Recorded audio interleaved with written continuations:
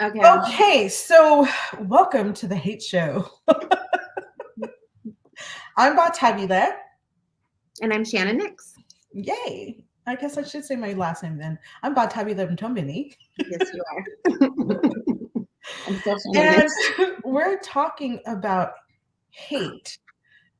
And we wanted to start out with an intro that kind of explains why are we doing this? What has inspired us to decide to dedicate an entire show, a podcast, to talking about hate, but it's broader than hate really. It's about how do we talk about the things that really bother us, the things that scare us, the things that leave us feeling uh, a lot of passion, or inspire a lot of passion for us.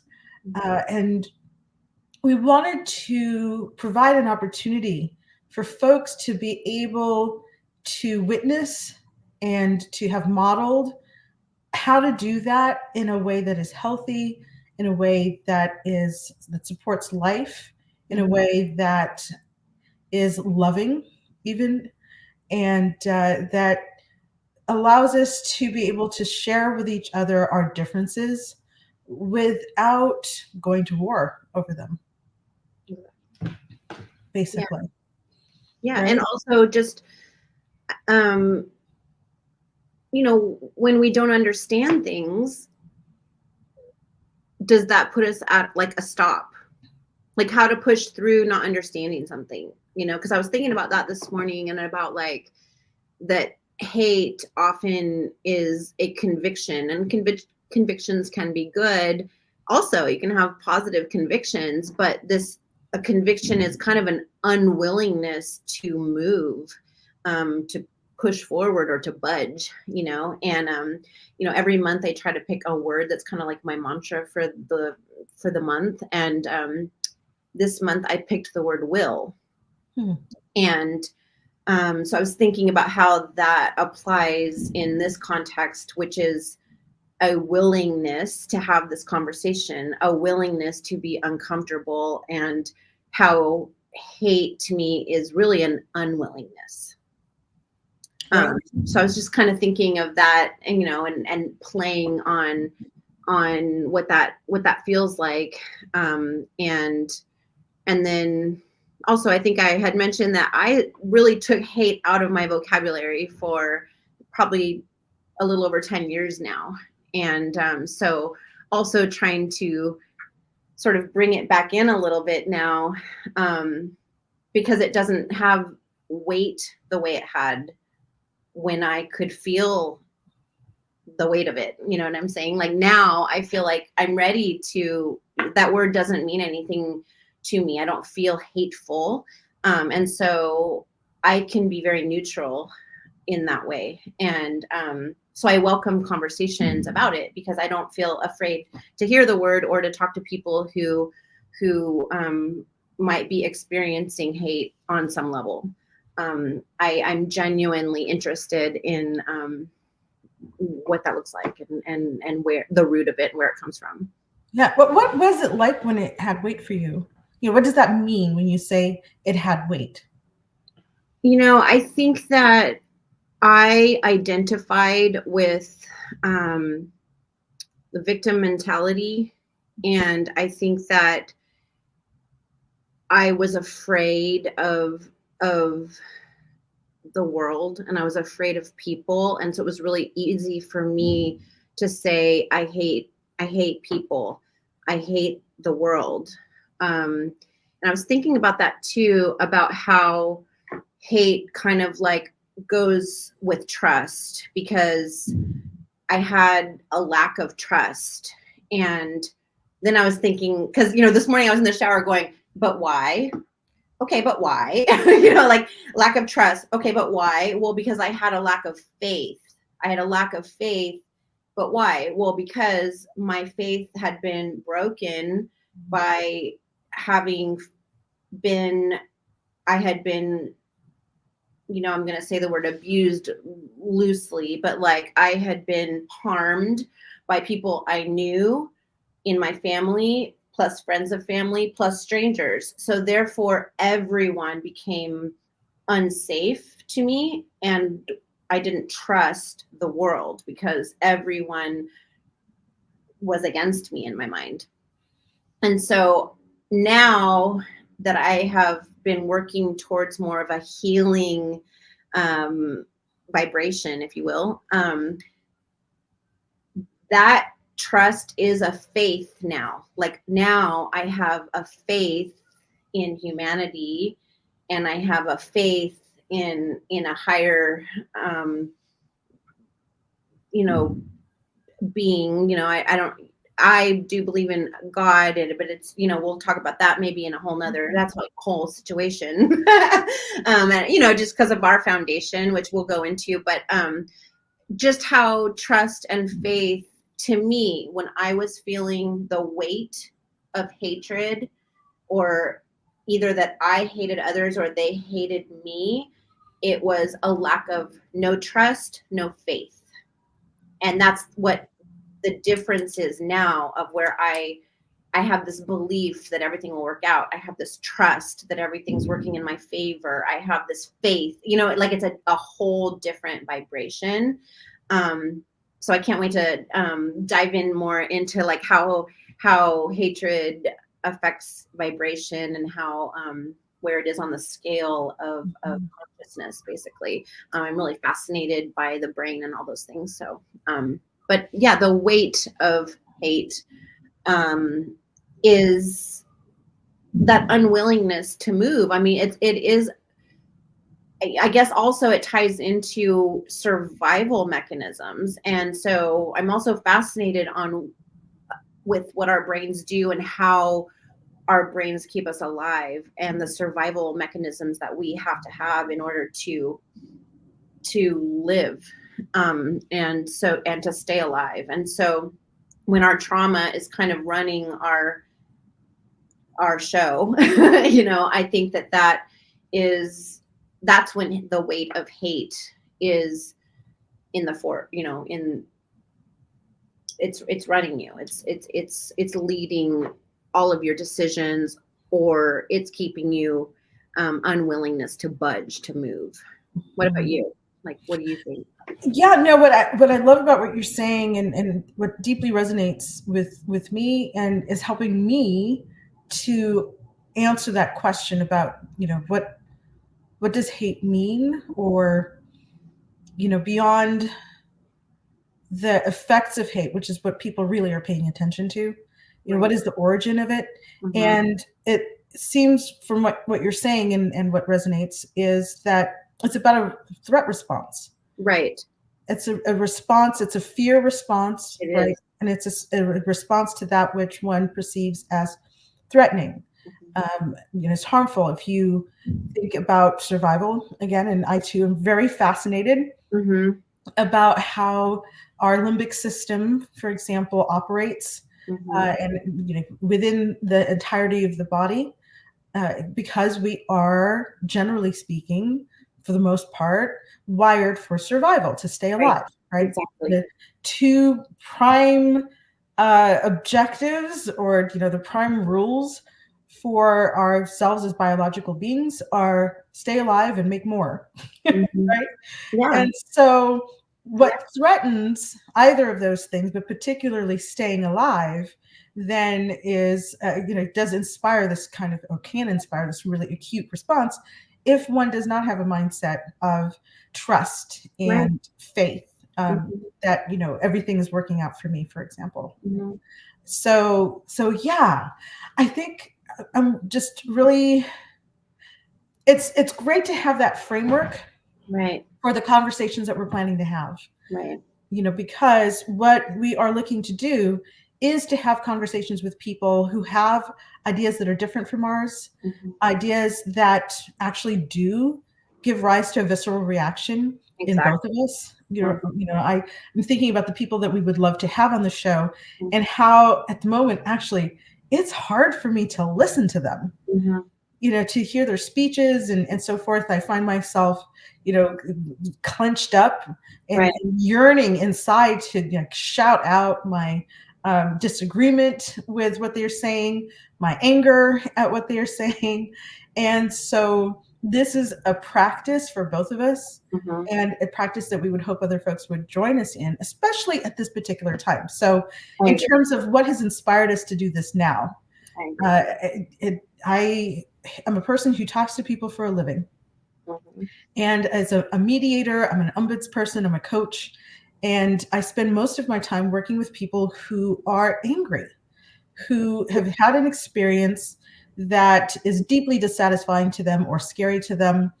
And they're looking for ways to be able to respond to that situation, especially with our power dynamics involved. Power is an enormous contributor to a lot of the issues that we're seeing. And so I wanted to have an opportunity to do this on a more public scale. I tend to work one-on-one or two-on-one with folks. If I'm mediating, it might be a small group, and it happens behind closed doors and it's confidential and so forth. And I thought it's really important to have opportunities for folks to be able to do this on the outside, right? In a public forum, especially considering that it's January 6th of 2024, and I know, generally speaking, we don't want to name dates because we want our content to be evergreen. But I think that it is useful for us to acknowledge what the date is, our start date is, because, well, it's January 6th. And, last January 6th, or was it 2 years ago?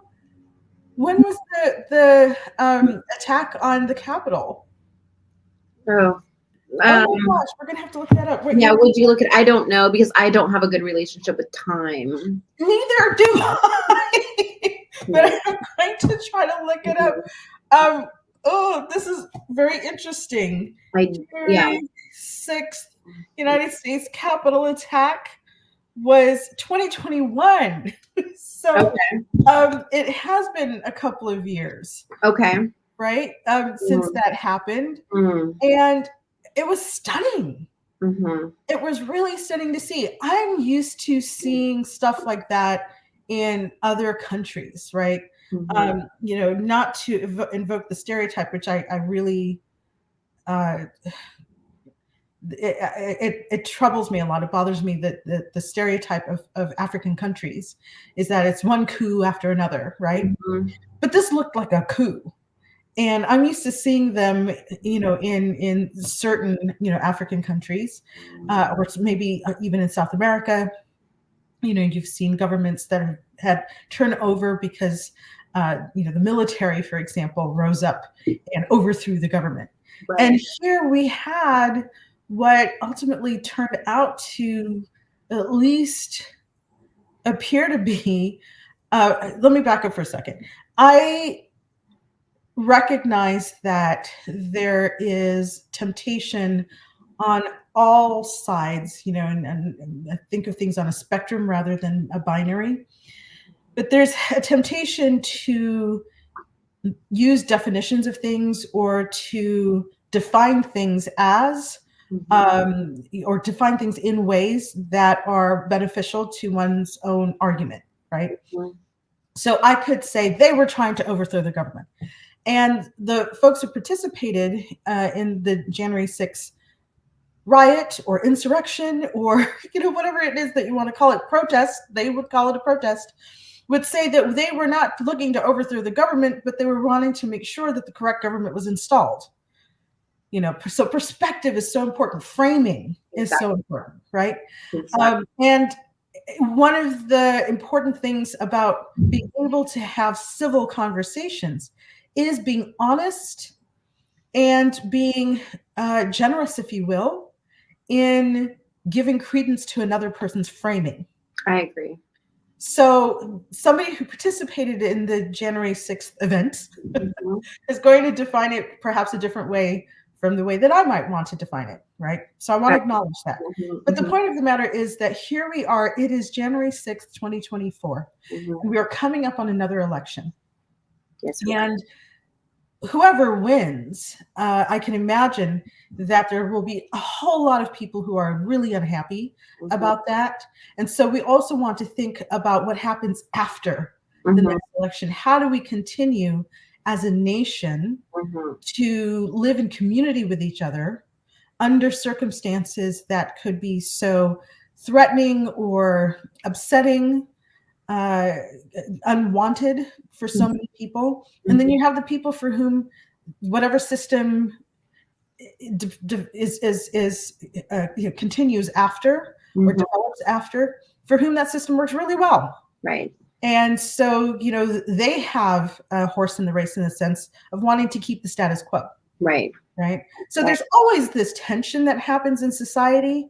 It's just, I think, at this moment in time, with the issues being what they are, and then the technology Mm. being available as it is, we Mhm. are feeling that tension more acutely, and we're able to engage with each other more directly than we've ever been able to before. And so Mhm. we want to contribute to helping folks to have the tools that allow that engagement to happen in a healthy, productive way. Absolutely. Yeah, I'm glad you said that about perspective, because I do think that I mean, as an artist, I think about the word perspective all the time, and I think even as an art teacher, I think about how, if I said, let's draw this cup, and I put it on the table, and I have a room of 20 students, I should leave with 20 different versions of the cup, because for you to see the cup exactly how I see the cup, not only do you have to be sitting exactly in my shoes and in my seat and look at it exactly from the same perspective, but you also have to have my experience of how I see the cup and how I view the cup. And so, I used to use that as, I would bring an apple to class and tell everyone to draw the apple. And I would tell the kids, I should have 20 different apples. Like, none of them should look the same, because no two perspectives are exactly the same. And I think remembering that, I mean, as an artist, I've always known, even in my own trying to, kind of going back to your very first question, was like, how do we talk about things that we either are afraid of or that we misunderstand? um Being an early artist, I couldn't talk about it. It was too layered. And I think that as an artist, I've always understood that perspective is layered, life is layered, how I see things is very layered, and trauma is layered, and hate is layered. And so that that is a perspective and understanding that, um, I could only make pictures of things that I was afraid of. I could make pictures about the trauma that I felt, or the hate or anger or fear I was experiencing. I could make pictures that could start to begin to show the layers. And I always felt like art was the only place that could kind of handle the intensity of me trying to figure out that push and pull, of those emotions that are, like we're saying, they're, I always say that top shelf emotions. I mean, those are, that is what that is. Um, so yeah, like learning how to talk about the layers and the pieces. And again, from an art perspective, like, taking away all the things to show what is, like a sculpture, you're removing the pieces to actually show what's underneath. And I'm fascinated by that. I think that now when I hear people say things, I still do what you were saying earlier. Like, I still will have moments where the blood will surge down to my toes, and I want to be like, oh my God, no. I can't believe you said that, blah, blah, blah, but I also have come to more of a, there's just also this piece of me when I'm listening to someone say something that sounds to me hateful in some way. I have this moment where I'm just looking at them thinking, wow, what has the world done to you that made you think this? Like, I want to know more. I want to know yeah, what the world's done to you, and how you got here, and how this has become your perspective. I'm Yeah. really curious about it. Like Yeah. I'm genuinely interested and um, wanting to peel back all those layers, to see what really is underneath. I'm interested. Well, then it's a good thing that you're here because that's exactly what we're going to be doing. But Right? High five. And that is to look up, to look into, into folks' layers, to understand folks multidimensionally rather than in one or two dimensions, as often happens, in public media and so forth. We want to give an opportunity to really appreciate, right, and enjoy even a person in their full complexity. right. Right.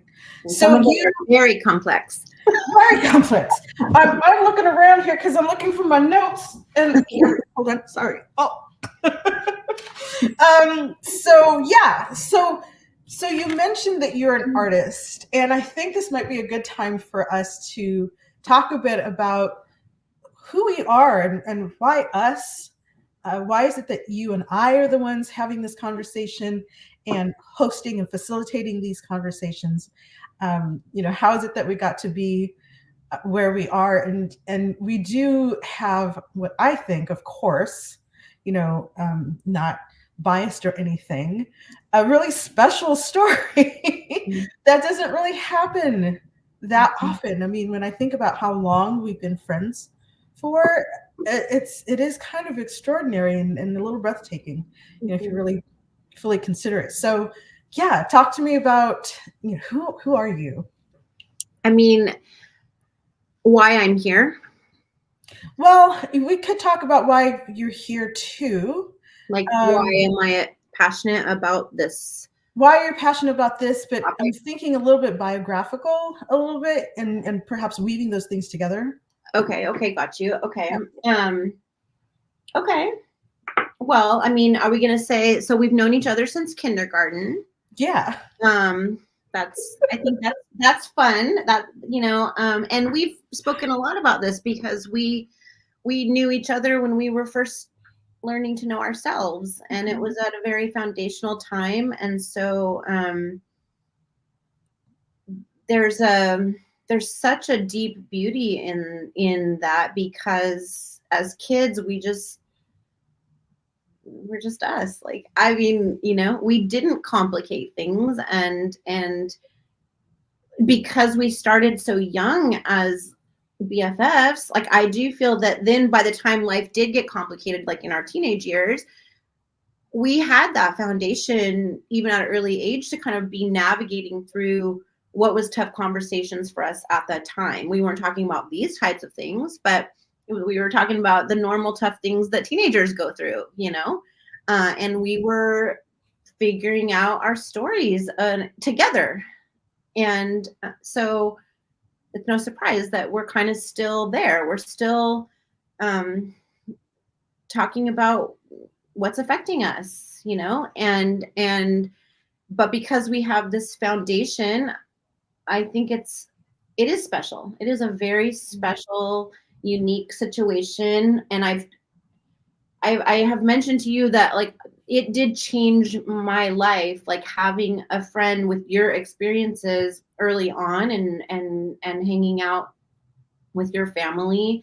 I had a different perspective than if you weren't in that position, like if that wasn't the case. And so I'm really grateful to have that perspective. You've definitely um, you've been in a lot of rooms that you haven't actually physically been in with me over the years, even though we live in separate states. I'm in California right now, and Yeah, I New York. you're in New York. Can't get further apart, basically. Yeah, Right. and there's been a lot of tough conversations that I've been around, hateful conversations, can we even say? Mhm. And I would have that awareness, like, if my best friend were in this room right now, it you would be hurting her. And so therefore I cannot be in this room right now. And I had a unique perspective in that way, that I am so grateful for. Now I'm getting all teary eyed, but like, I'm really grateful. Yeah, it's powerful when you can come from that personal perspective.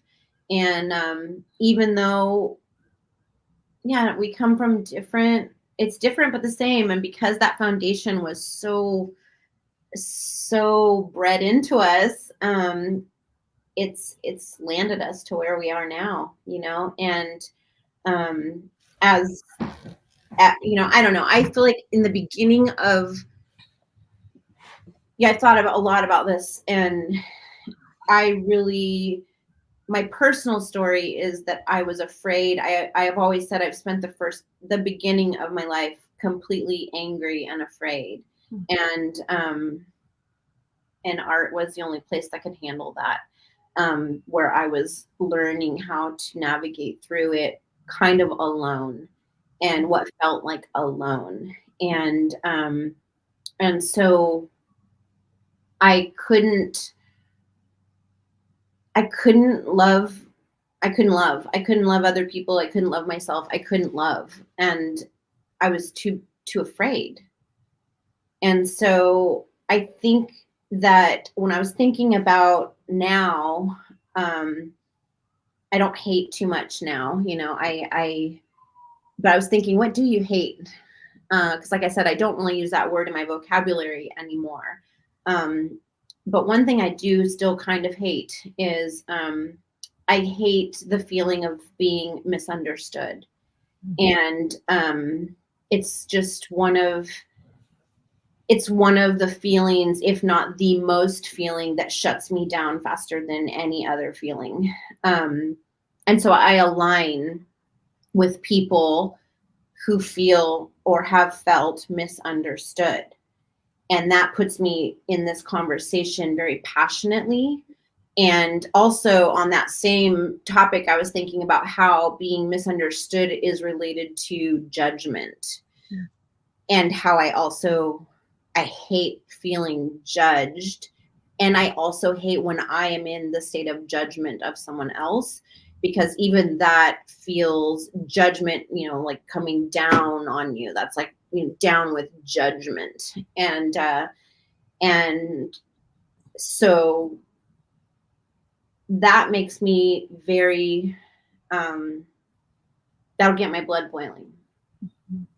But when I am, whether it's what I'm saying, how I look, what my art is doing, when people are judging, and it'll just make me not want to have conversation anymore. And so I imagine a lot of people think like that, like when you're, when you're in that kind of argument with someone and you're like, that's not what I'm saying. Well, never mind. Forget it. So you shut down. Yeah. Again, that becomes an unwillingness to budge. I've shut down. I've shut the door. We're done. And you can say whatever you want. You got nothing from me. And so that inspires me to be on the other side of it and help guide people. And my mission, I guess, is I want to help build a bridge. I want to build a bridge between the human and the divine, that we can come together and we can be on the same path, like I really truly now in this stage of my life believe that we are all woven from the same cloth, and that we are more alike than we are different. And I really just desire to hold a safe space for new perspective. And yeah, I mean, art, healing, and hope, those are my jams. Art, healing, and hope. Yeah. Those are my jams. So I want to be a part of those conversations, because for me, art has been the transformative vehicle that has been able to help me transmute my pain and my hate and my anger and my fear and those lower vibration feelings that I feel like I started my life from. And now I really want to get into the higher vibes of love and understanding and peace and joy and enlightenment. I would really love it if people walk away from this podcast and these conversations, with just the gentle feeling of, I never thought of it like that before. If we open those kind of doors and normalize having an open mind, then I'm all in. I love it. Then we will have achieved what we have set forward to do, right? Exactly. We'll have Exactly. done what we're looking to do. Yeah. Yeah. And, it's interesting for me to hear you talk about yourself and who you were, earlier as a child and in your development and so forth, because it really is absolutely true that art is your medium of communication. You've always been an artist. I remember as kindergarten, first grade. Actually, my most vivid memory of recognizing that you are an artist and I am not, at least painting, drawing, that sort of thing, that kind of visual art, was in Mrs. Heller's class. I think it was 4th grade. And we were supposed to draw a cat.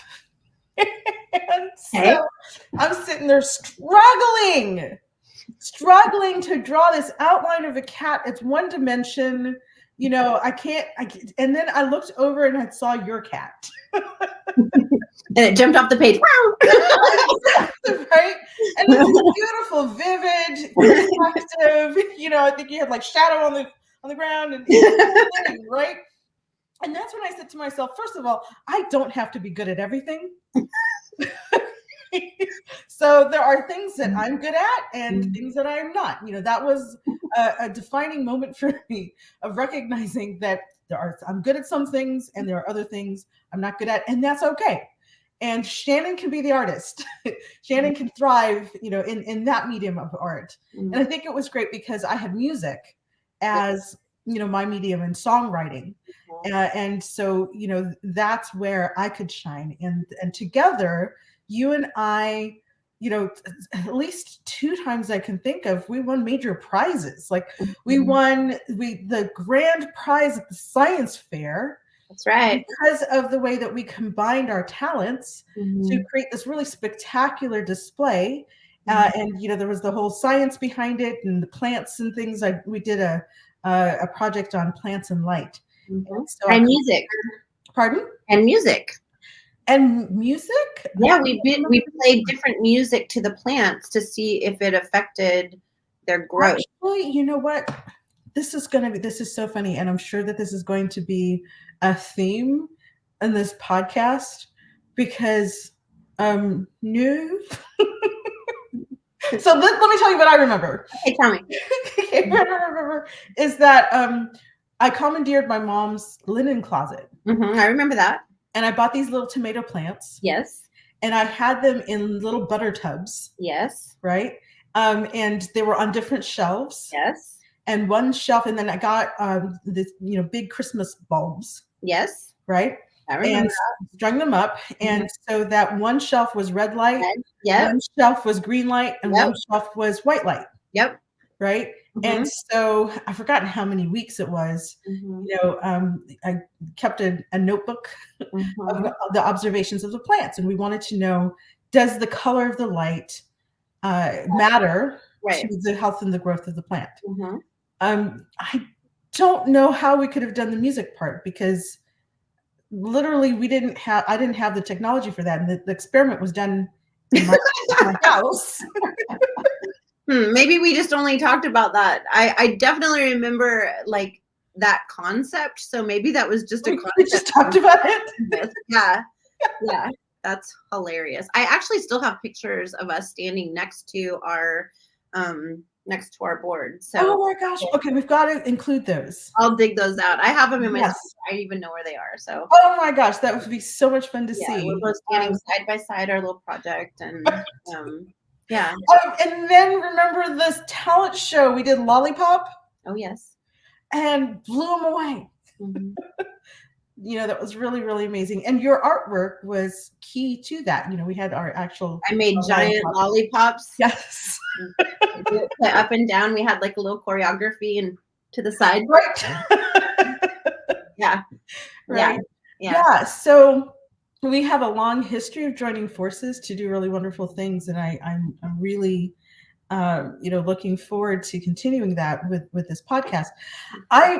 You mentioned a couple of things. You alluded to a number of things, and I'd like to sort of go back and peel back some layers on that. One is, you recognizing the differences in our backgrounds, and you're having awareness of the significance of that and the impact of that. My family, we are immigrants from South Africa.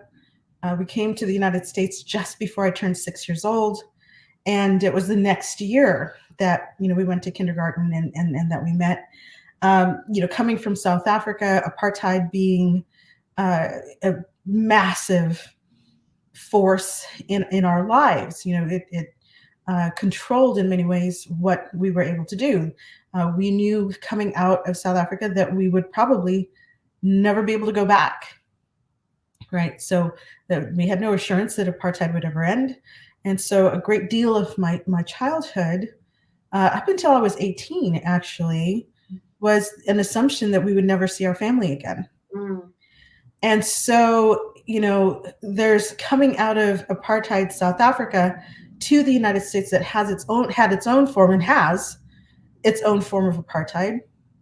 As a matter of fact, South African apartheid was inspired in large part by the United States. One of the architects of South African apartheid actually visited the United States.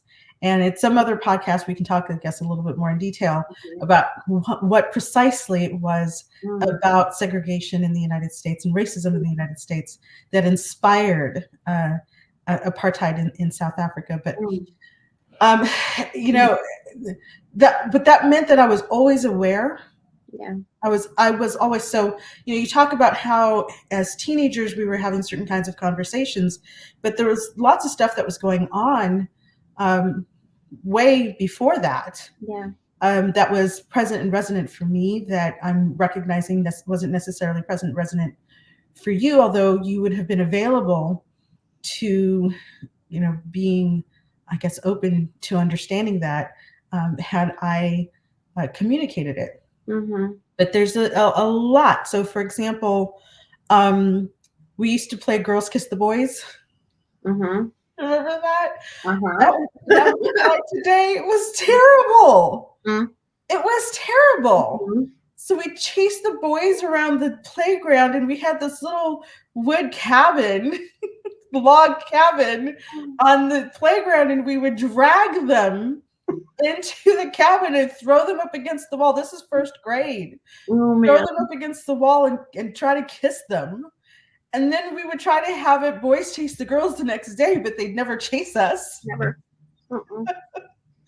But, as we were doing that, I guess because, kids know things without necessarily being told, I always felt kind of weird about being involved in that, because I'm coming out of a culture and into a culture that really had a strong taboo about interracial relationships. And so even in the first grade, I was aware that there's something taboo about what we were doing. And there were no Black boys in our class. We did have quite a bit of diversity. We had, I won't name the names. Named, but I remember a boy from Pakistan, and I think we had kids who were of Asian background, and Mhm. of course a lot of white kids, Filipino kids, Uh-huh. right? But no black kids that I remember. Oh wait, there was One. one. Yes, One boy for you. a picture. One boy. Oh no, but that wasn't until third grade. Yeah, right. But I do remember. I remember her name too, and one other little black girl in our class. But we weren't too far out from the Loving versus Virginia decision, and we still had really strong taboos about interracial dating, and that was something that carried all the way through high school, Totally. past graduation for me. Right. So, I mean, I don't, I'm curious about your awareness, I guess, around that. I don't think I had much awareness until later, looking back on that. Yeah. Like, in the moment, I don't think I understood the struggle that you were internally going through when you had a crush on someone and then you didn't feel safe to express the crush.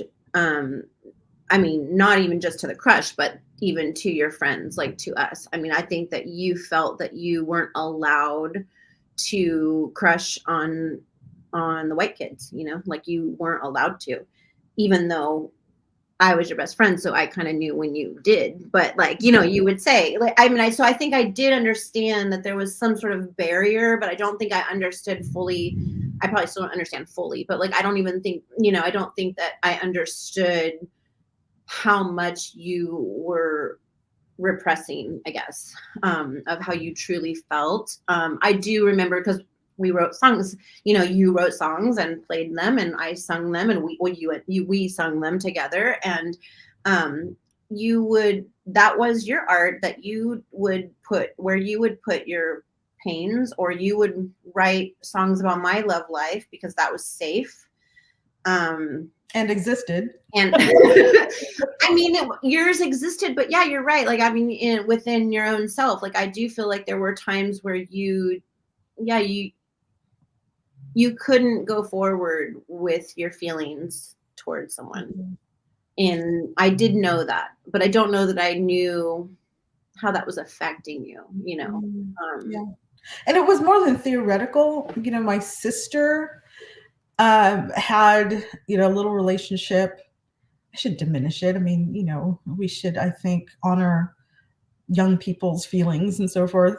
But this was in high school, I believe. It wasn't junior high, it was high school. You know who the person is, and you know who that person's mother was, because their mother was a teacher at school. So after the podcast, I'll tell you who it was.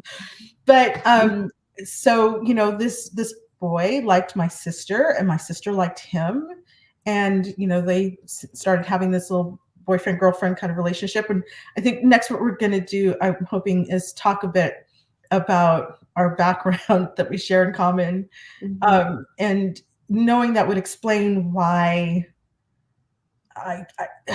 there were lots of limitations on things, but whatever the case is, they were sweet on each other, and it was obvious. And his mother broke them up. His mother made clear that it was not appropriate for the two of them to have a relationship, because he was white, and he is white, and my sister's black. So it wasn't just that I was insecure. No, Or not that I at was making all. it up. It actually was against the rules. It was an actual taboo. It felt that way. I mean, and I wasn't even you, but yeah, it felt like an unspoken rule.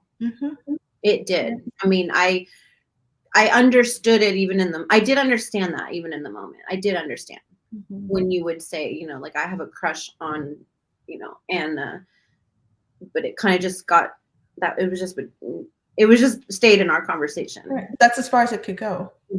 Yeah. So, yeah, I think at some point we can have a conversation about the impacts of that, and how it continues to have resonance, today. Mm-hmm. Right? So, for example, I talk about what happened with my sister and her boyfriend as though it were in the past, but I do know that even today, Mm-hmm. that still can be problematic. It's not as problematic as it used to be. Of Mm-hmm. course, we've come, I think, quite a way in a relatively short period of time, historical time, Mm-hmm. considering. But yeah, this was that was one of the things that um, shaped how you and I related to each other in a strong ways. My mom, for example, again, coming out of apartheid South Africa, where Black people and white people absolutely did not have social connections with each other. And I mean, to demonstrate how deep that was, I took a year off between my junior and senior year in college and went and lived in South Africa to do empirical research, right? My undergraduate degree is sociology. And so I took it really seriously, and I literally took a year off and lived in South Africa in the town where my dad grew up, in the house that he grew up in, to conduct research. And this was just after Nelson Mandela had been elected president. It was the year after. So it was a phenomenal time to be in South Africa. But apartheid is over, right? And it had been maybe just a year or two, just a couple of years. Mm-hmm. So I joined a gym that was in town. I was living in the township, which is where Black people live, and town was where the white people were and where the bulk of the resources were. And so there was this gym, and I joined the gym. And I was the only Black member of the gym. There was an Indian family that I was aware of that also were members of the gym, but I think it was just us, right? And everybody else was white.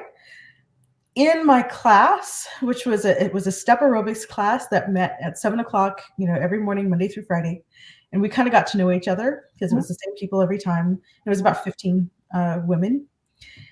One of these women was actually there from England.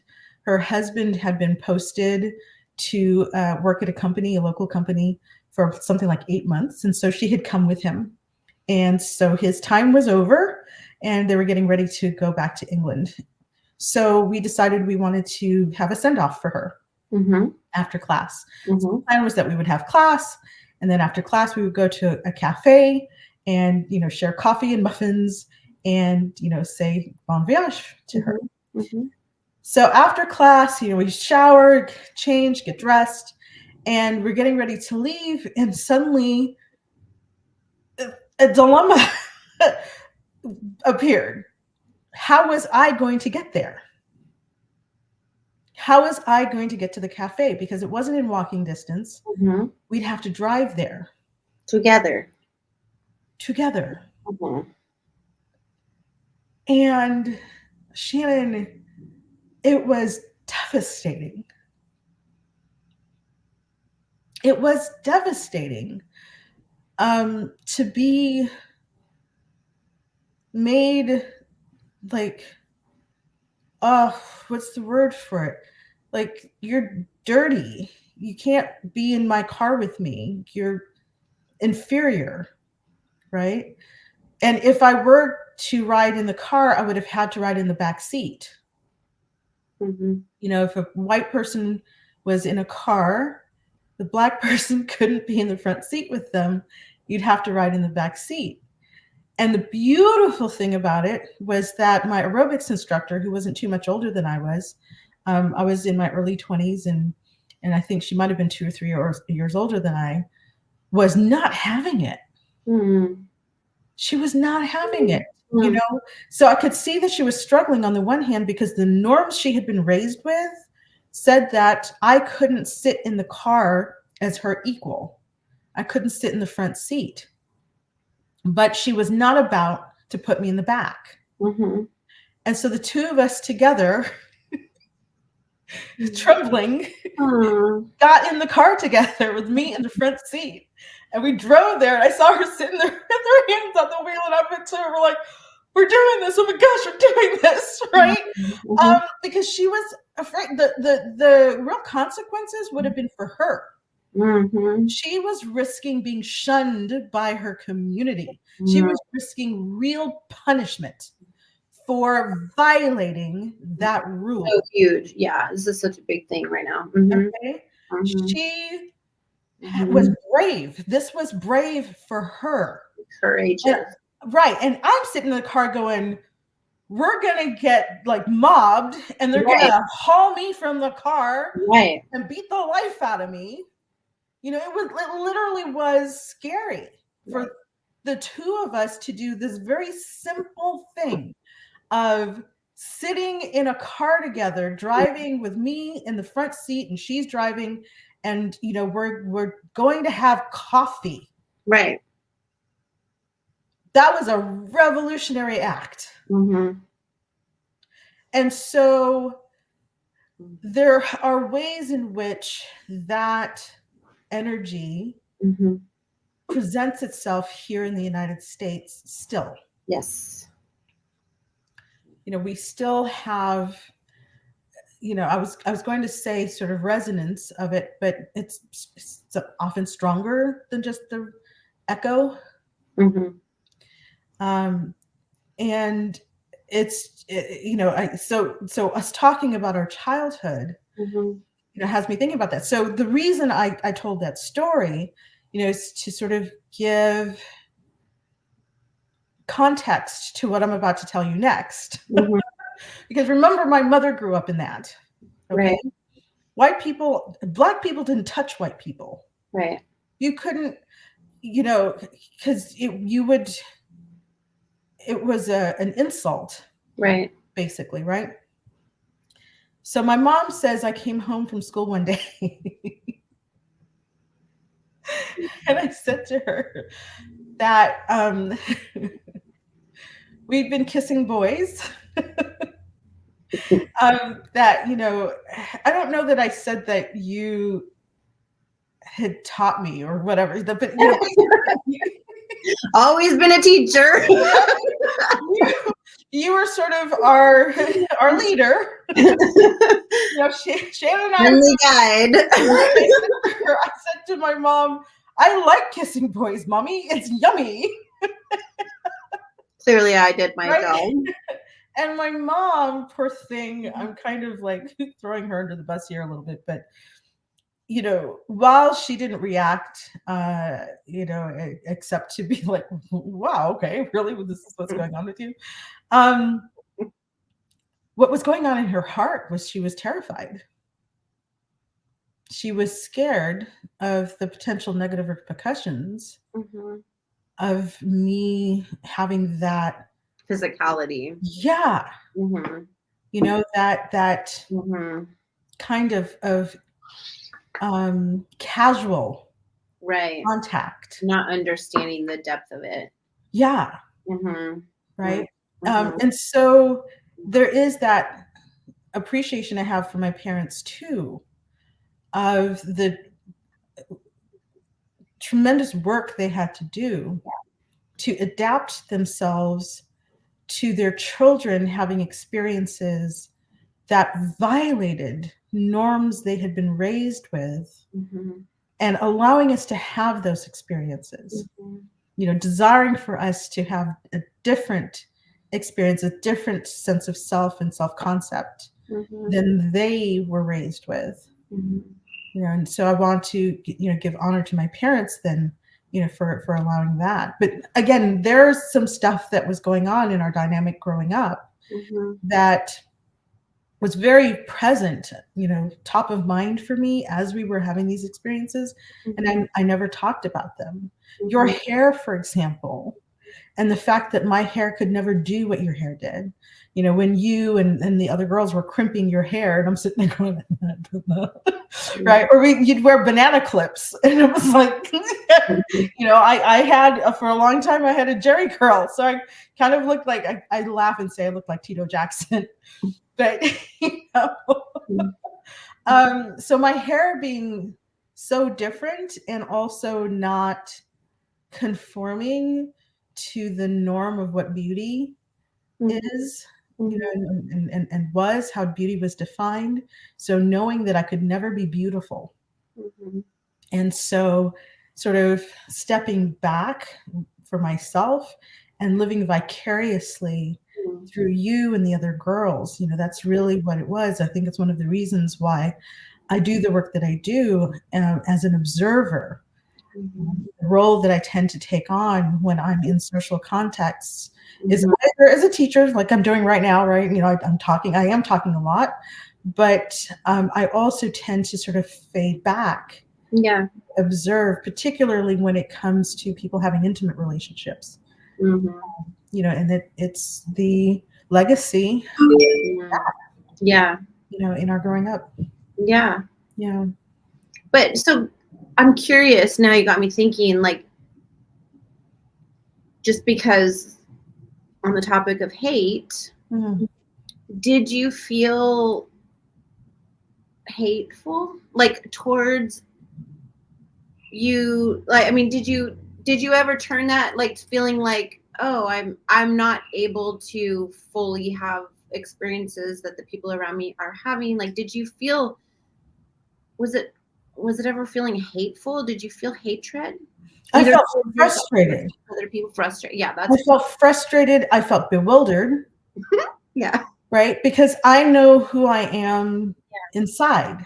Mhm. And then I hear what people say I am because of my phenotype, because of my identity, of my heritage of identity, Mhm.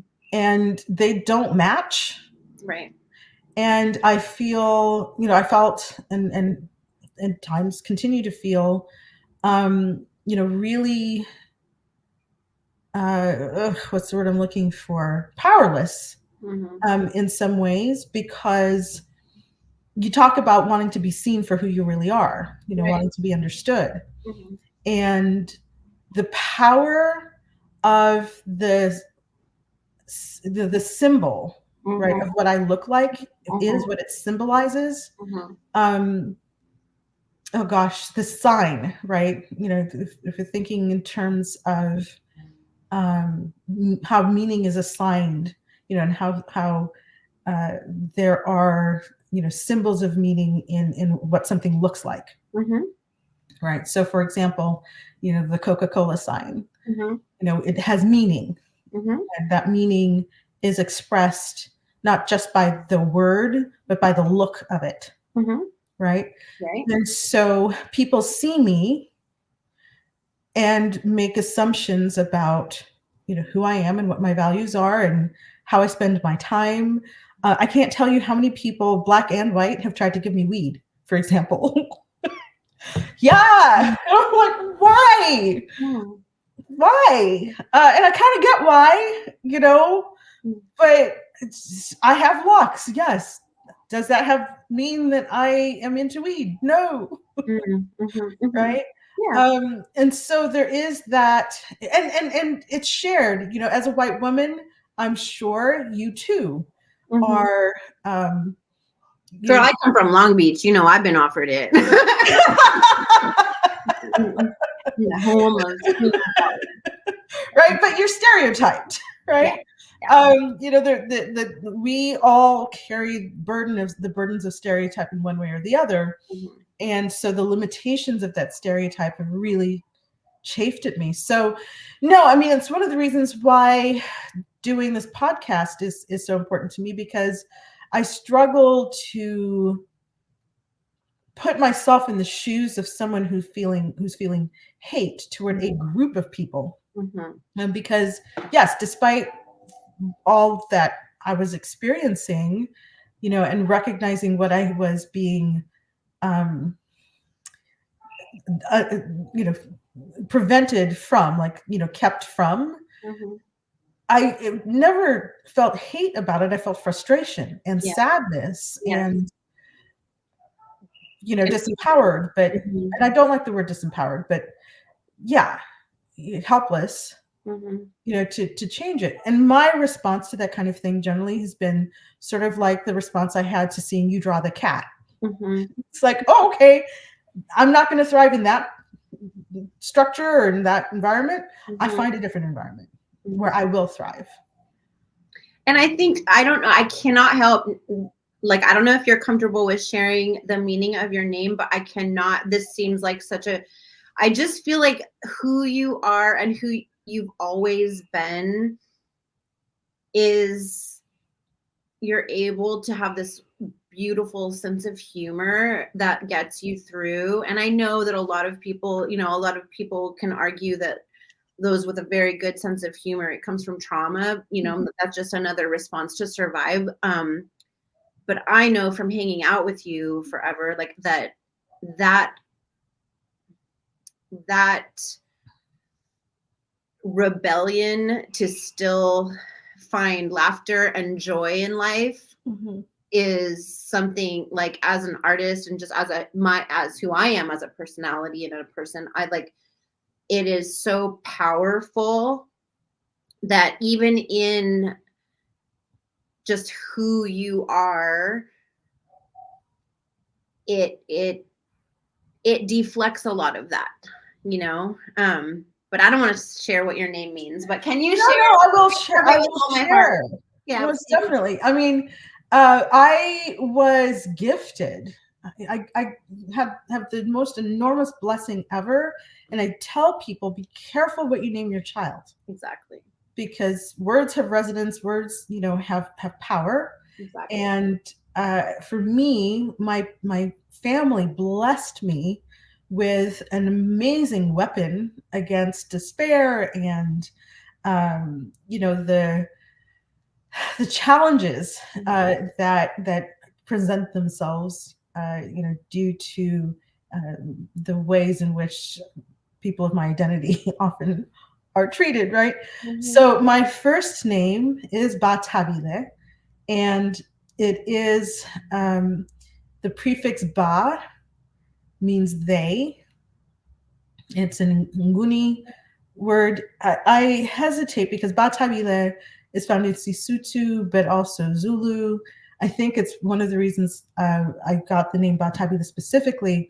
It came from my grandfather, my paternal grandfather, and he himself was an integrationist. Mhm. Some people would say he was an assimilationist, Mhm. right?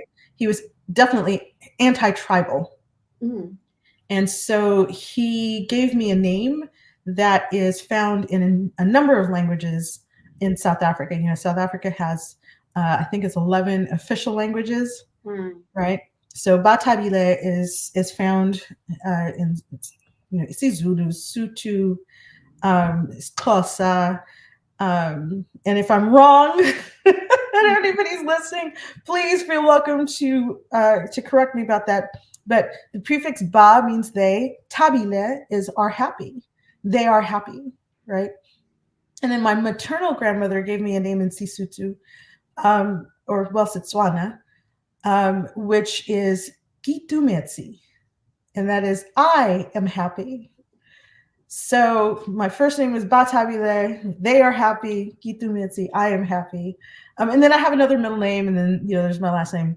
But yes, I've got this. So beautiful. Yeah. So beautiful.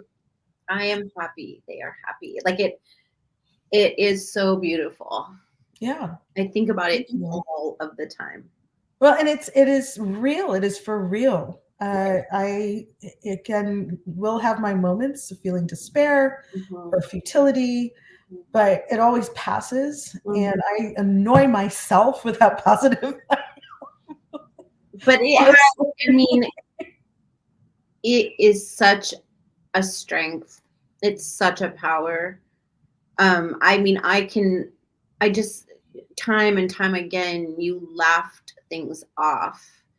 And not to say that that changes that they might have felt painful or landed on you, but like your ability to not sit in despair and to not even, I mean, now I think about it now, since we're both into like quantum physics and into like, manifestation and that kind of thing, but like you were already doing that because you would not entertain those lower vibration emotions, like you, and again, you're human, you would feel them, but you didn't that's just, you didn't gossip about it. You didn't continue to talk about it. You laughed and we were on to the next thing and you were on to the next thing, and I just, it is, that's something that you've been able to actually like model. I mean, that, like, that's, it's so beautiful. I literally, recently I just got back from Washington visiting my family, and we were talking about the root of our names. And I was saying that I wanted to change my middle name because my middle name was named after my grandmother, my paternal grandmother, and it has two definitions. It could be the star of the sea. Okay, that's cool. I live in Long Beach. That sounds fun. But it also could mean a sea of bitterness, which I think is what more clearly feels like comes from my grandmother. And so I'd like to get rid of the sea of bitterness. I'm like, I don't really need a sea of bitterness running through me. Thanks anyways. And so because my first name actually means like wise river. And so I like that. It's about flow and wisdom. Okay, I'll take that. But the sea of bitterness, no, I could lose that. Because I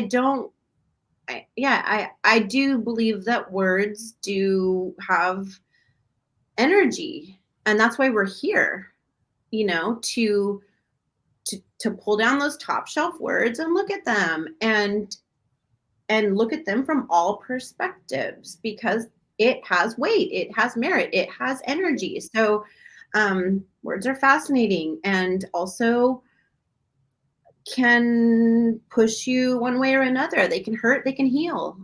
So it's fascinating to me. But your name in particular, it just embodies who you are so well, that I think about it all the time. Wow. It's I feel so honored. awesome. And I didn't know that you were thinking about changing your name. I had no idea that that was something that is important to you right now. Yeah. I would love to talk more about that. I'm putting a pin in that for a moment because I don't want to miss the chance to also give honor to, well, communities that tend to experience marginalization, that tend to be shunned and so forth. Because what you're talking about, that that sense of humor and being able to dust it off and keep moving is not unique to me. I think about Jewish humor, for example, or Black Twitter. Black Twitter is a thing, and when you look at Black, it's hilarious, and it's hilarious about the most macabre things. And it has been, I think, necessary to the survival and to thriving, in the harshest of environments. If you think about Brer Rabbit stories, for example, and Tar Baby, right?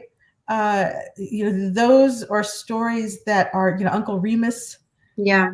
These are stories that are redolent and resonant with what it means to be able to transmute the power of hate, and to neutralize it, and to thrive, even within that surrounding that seems to be really horrible. Brer Rabbit is a great example of that.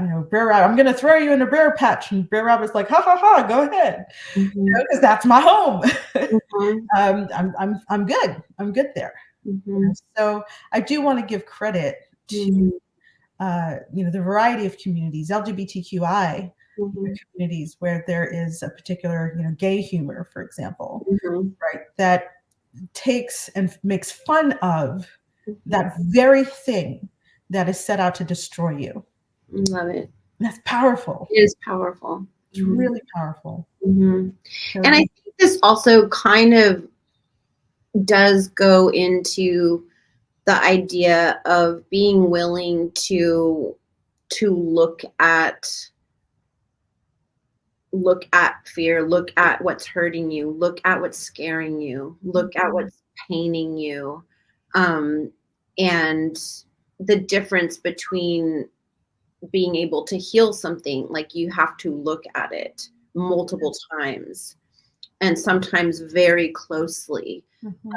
When you look away and deny it, you're not giving it the space that it needs to heal, like the attention and intention.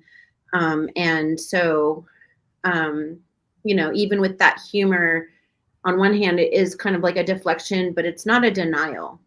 It's actually facing it. That's actually looking at it. Like you're saying, like it's laughing in the face of it. And that is a very different thing because you are looking at it. And I think about this concept quite a bit in healing, about being willing to look at our wounds, being willing to look at our trauma, being willing to even look at who or what has harmed us or those we love. And the difference between, being able to actually engage enough to change it. Yes. And, I personally, like, I'm an artist. I always say I'm an artist, not a nurse. Like, I'm very squeamish about blood and things. I'm very, I can't handle it. And so when I have had wounds of any type, it's hard for me to look at it. And in there, though, is the answer. I think of that. But I was thinking even of that this morning about, like, when I was in first grade, I was in a fatal car accident.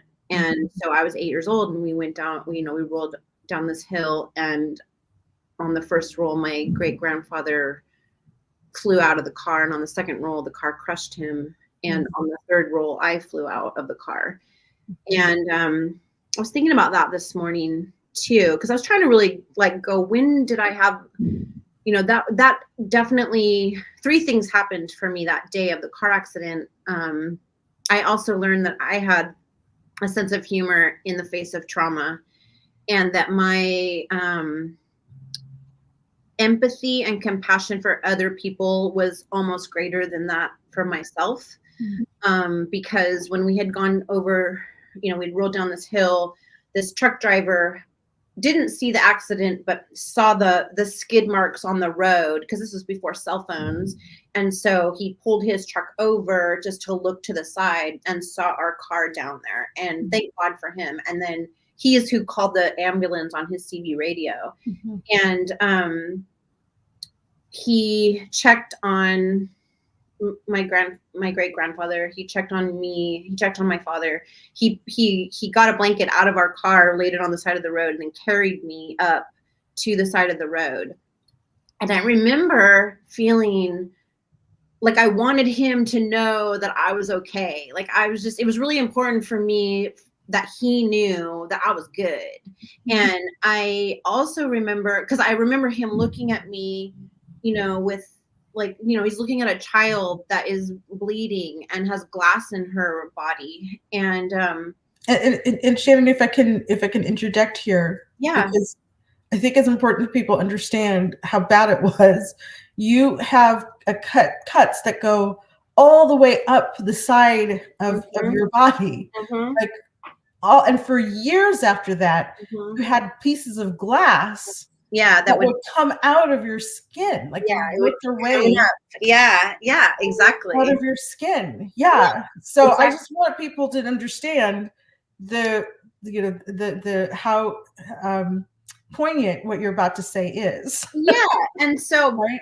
But I mean, obviously I was in shock and that kind of thing too. But I remember laying on the little blanket and looking up at his worried face. And in my little 8-year-old self, I just remember getting this dorky grin, and I was like, I got a loose tooth. Because, when you're in first grade, having a loose tooth is a big deal. You're going to get the tooth fairy, you're going to get $1. Like, it's a big deal. And I just remember even going out of my way to like be performative. It was like, like I was so gee whizzed about sharing with him that like, I got a loose tooth, like, don't worry about me. And so that was something I was like, oh, when I have had, it's also important for me to have a levity about this pain, and then I also remember being extremely angry, because they put a neck brace on me. I mean, clearly I was thrown out of a window. They should do that. But like, I remember being angry because I couldn't see what was going on. And they were working on my great grandfather, and he ended up passing like 30 minutes after the accident. But in the ambulance, I have a very distinct memory of being like boiling mad because I couldn't look. And why did they put this thing on me? I was fine. I didn't have a broken neck. And I remember being so mad. And so that kind of was interesting. And then I remember I have a very distinct memory of the nurse as she was stitching me up. And I've thought so much about this because this has to do with sort of like my trust and like truth. And she, I think of her and how she was trying to stitch up a child, and she knew that we had hundreds of stitches to do. And so every stitch she would say, one more. And I was angry. I remember going, why is she lying to me? Oh, wow. She knows we don't have one more. But that isn't even what she was trying to do. She was just saying, you did one, now we just got one more. She was trying to step me through it, going, okay, little girl, you just got one more to go. And then after this, one more. But in my little girl mind, I was like, she thinks I'm stupid. I don't have one more. I have an entire leg and side, and like, that's not one more, lady. And I remember feeling really mad that she thought I was stupid and that she was lying to me. And I didn't trust that. It was like, I can't trust her. And which is a very bizarre, it's just weird that I have distinct memories of anger. And so the positive that came out of that accident is that was, when I was 8 years old, was the first time. And then from then on, where my father would say, you survived for a reason. You have a great purpose. And he planted that seed for me and would tell me all the time, because he had lost his grandpa. And his grandfather raised him. So that was a father figure for him. And it was a really big deal to lose him. And he would say, God spared you. You have a purpose. You're here for a reason.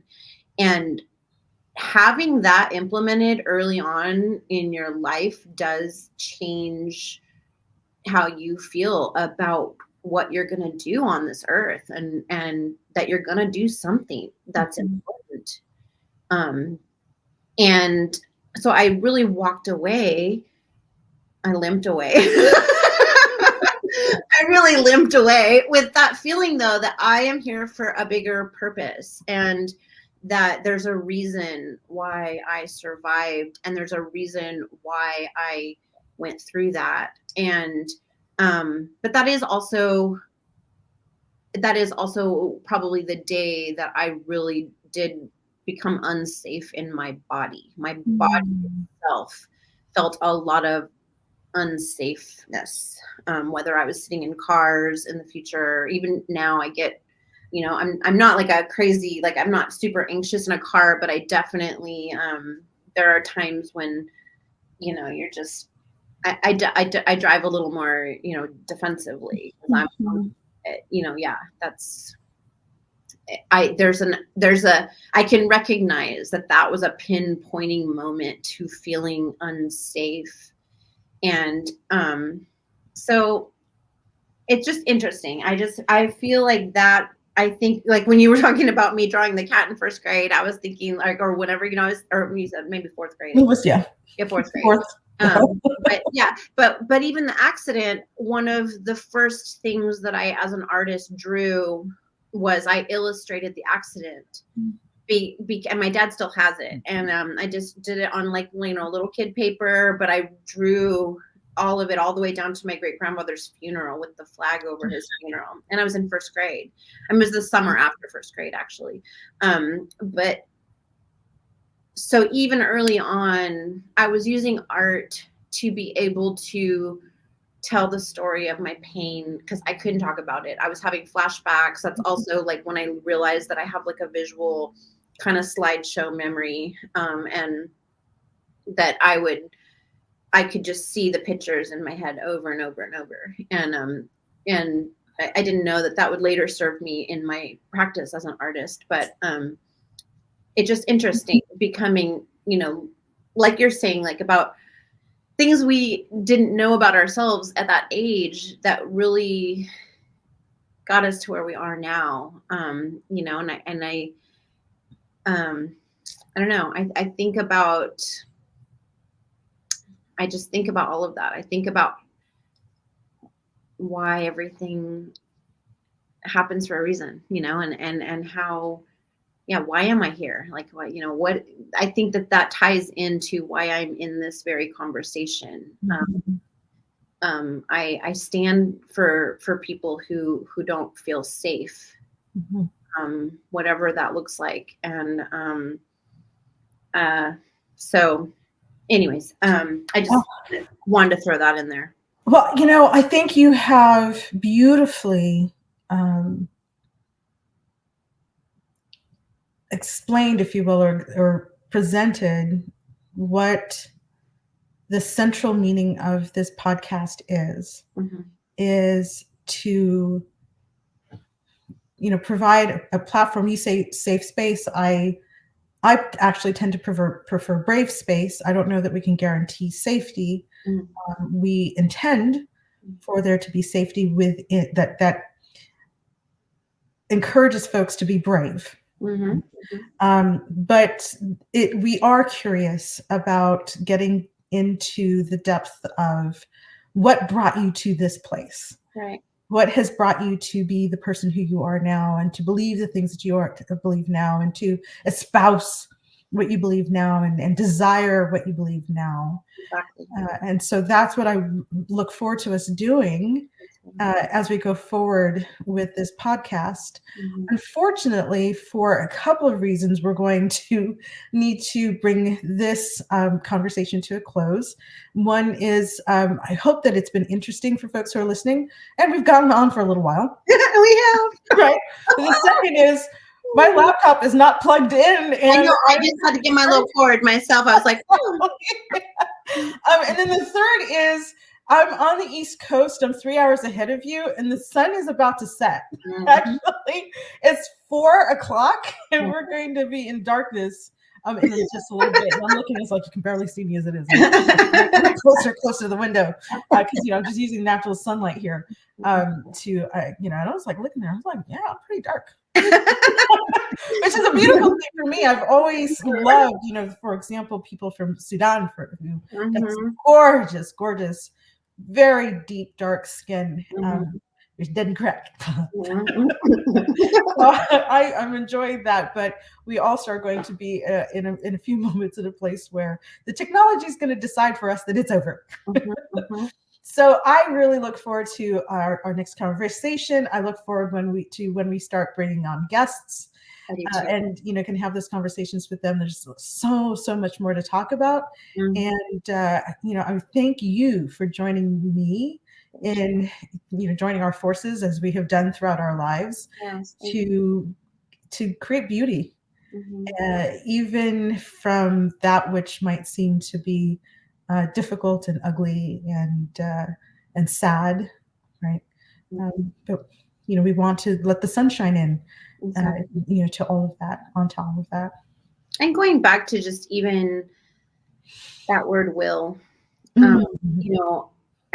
as an artist, I always, we always talk about work in progress. We're a work in progress, and hashtag WIP, don't judge me yet, because this piece is not finished. It's a work in progress. But I have really liked to flip that on its ass a little bit, and I like more of the acronym willingly I progress. Hmm.